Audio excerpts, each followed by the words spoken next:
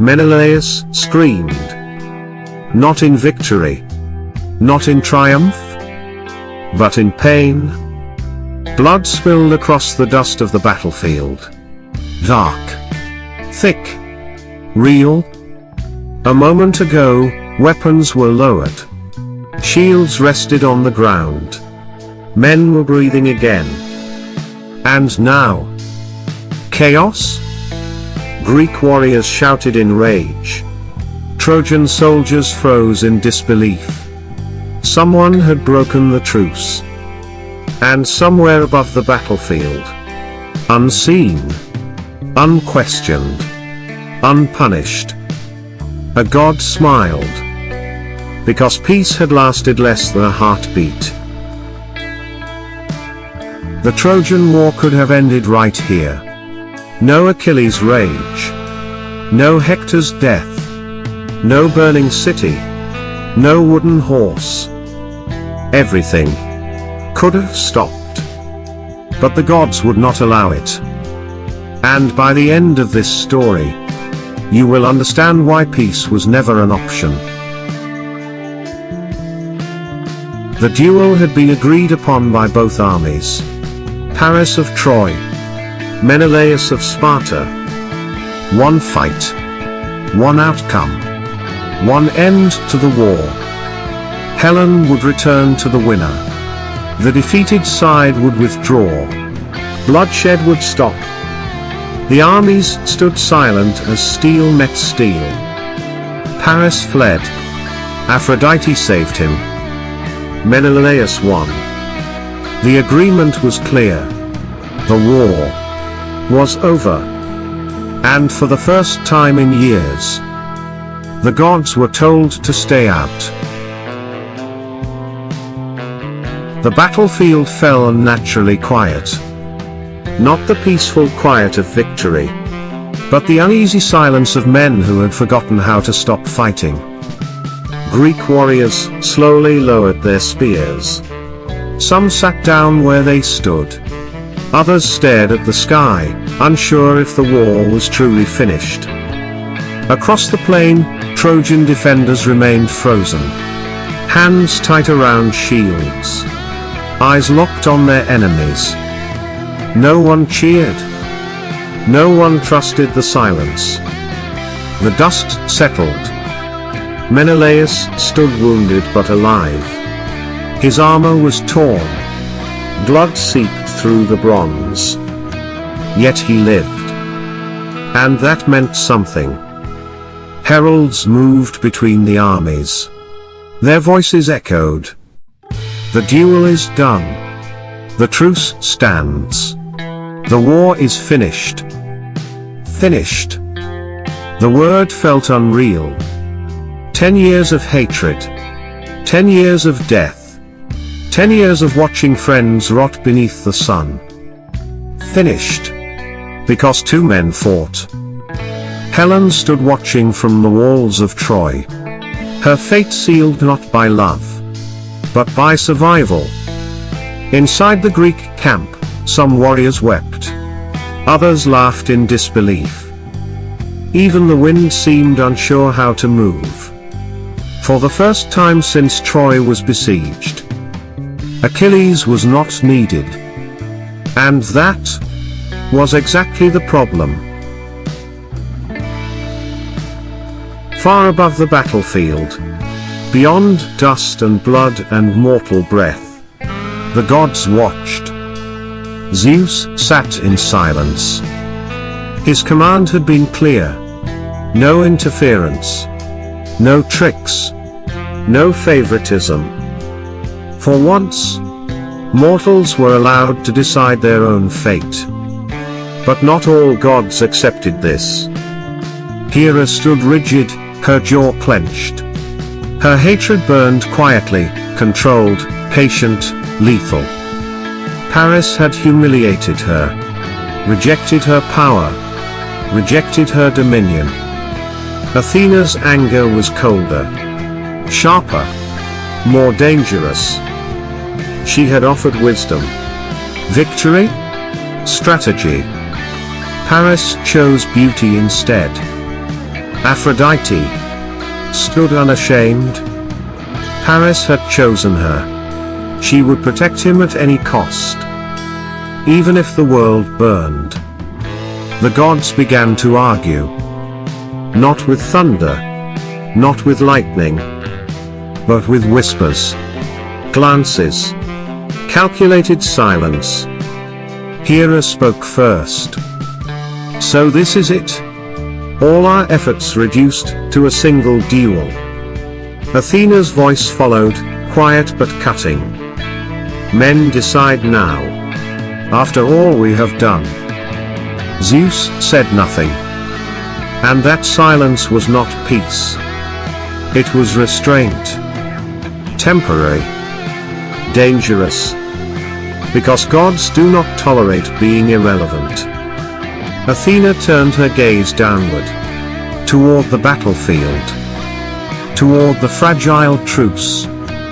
Toward the moment that could still be undone. And she made a decision. Not loud. Not dramatic. Just one small action. One mortal choice. One arrow. Athena did not choose a hero. She did not choose a king. She did not choose a warrior whose name would be remembered. She chose a nobody. A Trojan archer named Padarus. A man whose hands still trembled after battle. A man who had survived the war by hiding behind shields. Not by charging forward. Padarus stood among the Trojan ranks, listening to the heralds announce peace. He felt relief. Real relief. The war was ending. He would go home. He would see his family again.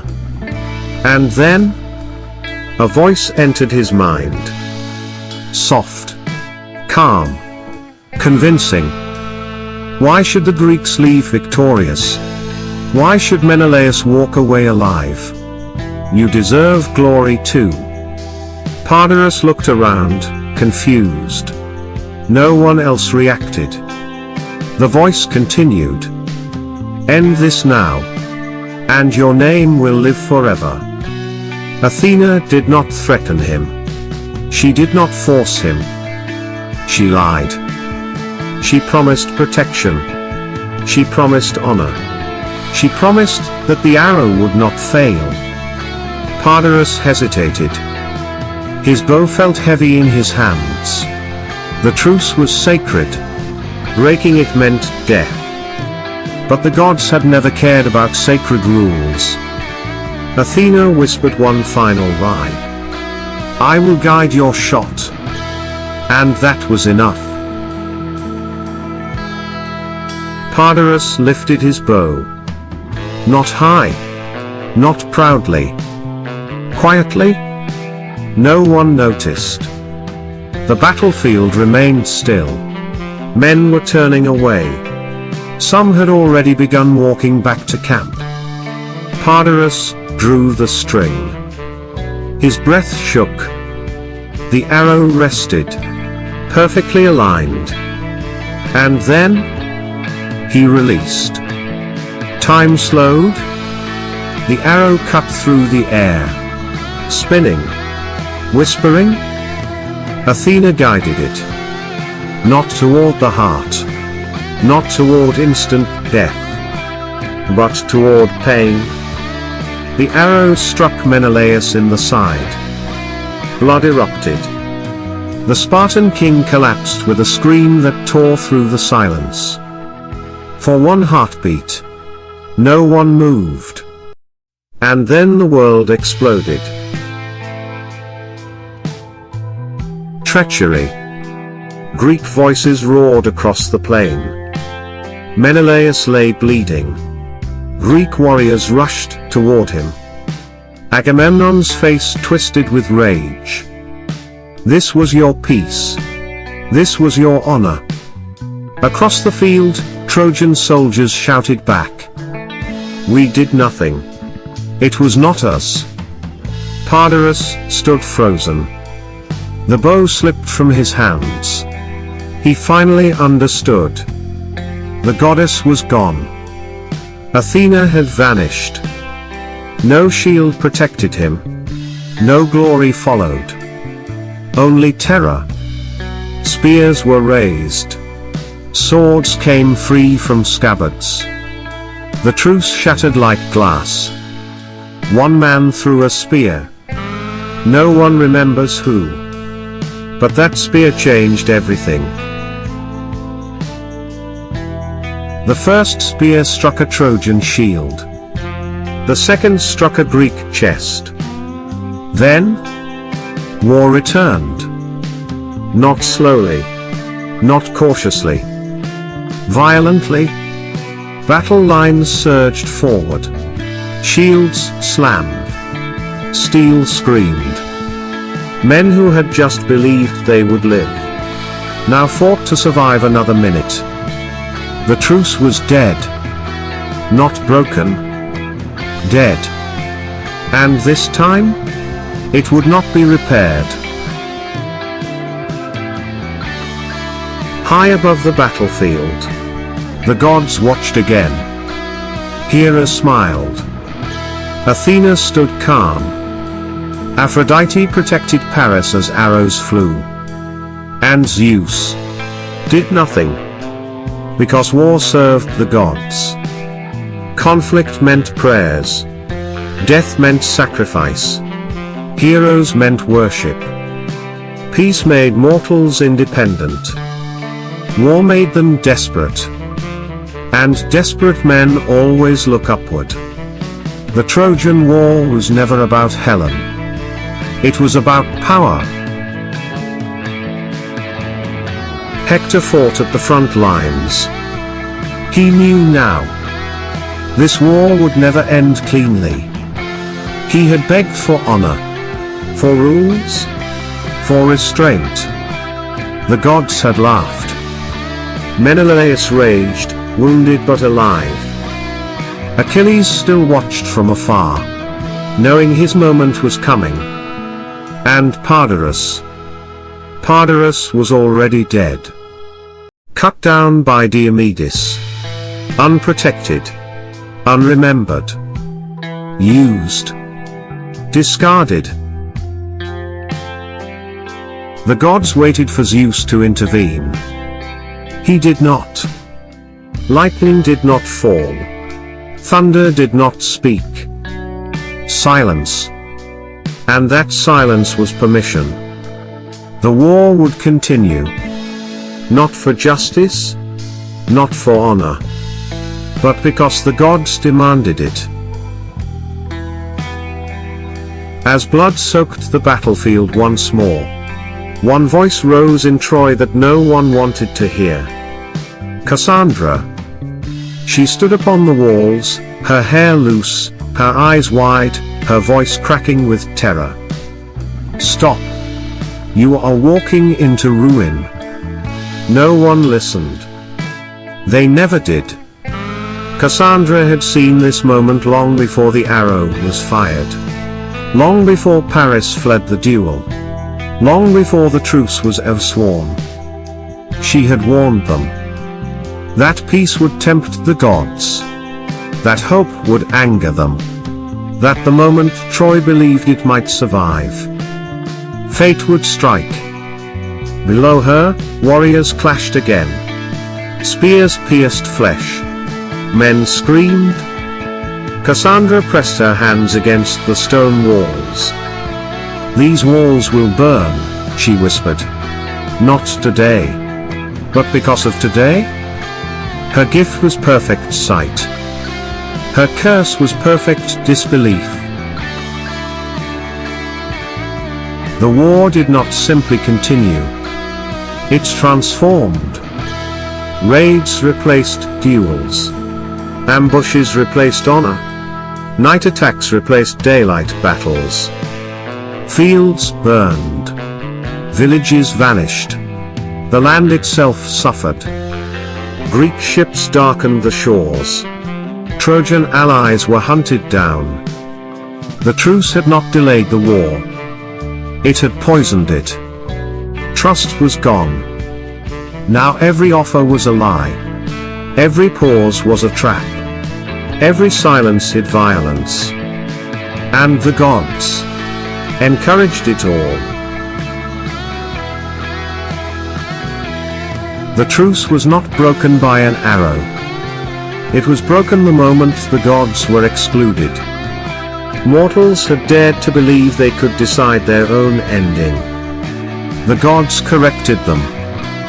This was not a story about rules being violated.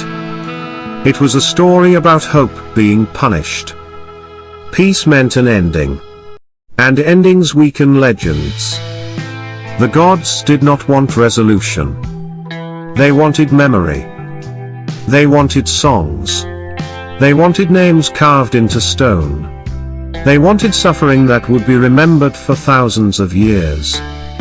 And so the truce had to die. Achilles watched from his tent. He felt the shift.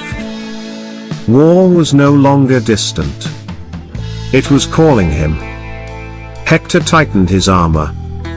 He felt it too. This war would demand everything. Paris hid behind divine protection, knowing it would not last forever. Menelaus swore vengeance. And Troy unknowingly stepped closer to its final night. The gods had chosen sides openly now. The game was no longer subtle. Peace died that day. Not because men failed, but because they were never allowed to succeed. The arrow that struck Menelaus did more than wound a king. It erased the future.